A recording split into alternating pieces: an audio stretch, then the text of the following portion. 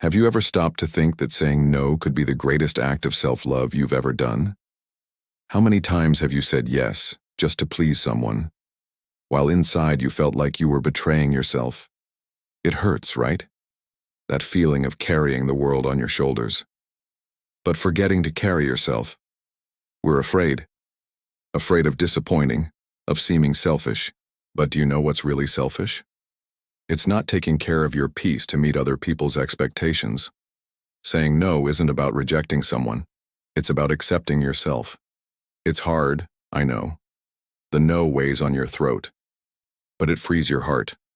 The no is a boundary, a line you draw to protect what matters, to protect yourself. And do you know what happens when you learn to say no? You discover the power of yes, the yes to your passions, to your priorities, to what really makes your heart beat faster. It's hard, right? That knot in your chest, the doubt. Will they think I'm insensitive? Will they stay away from me?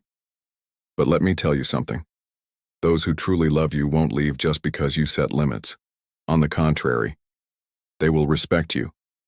They will understand. Saying no is an act of courage.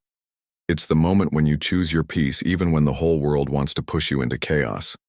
And make no mistake, saying no is not about being rude or crude.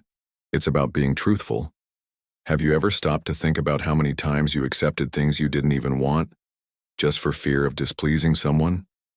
A way out that didn't make sense, a job that consumed you, a commitment that drained your energy. And then what? The guilt, the tiredness, the feeling of being trapped in something that isn't yours. No is the key that opens the door to freedom. It's what allows you to choose what really matters, what makes sense to you. But do you know why it's so hard? Because we were taught to please. Since we were little, we hear, be polite. Don't say no, it's rude. But no one taught us that saying no is essential, that it's the only way to protect your time, your space, your heart. And do you know what's even more curious? The more you practice saying no, the stronger you get. It's like a muscle. At first it hurts, it seems impossible, but then you realize that you were just getting stronger. Think about it. How many incredible things could you be doing right now? If you had said no to the things that held you back in the past, how many dreams have you put aside because you were afraid to turn down something that wasn't yours? No is not just a word, it's a filter. It separates what drives you from what holds you back. And do you know what the magic of all this is?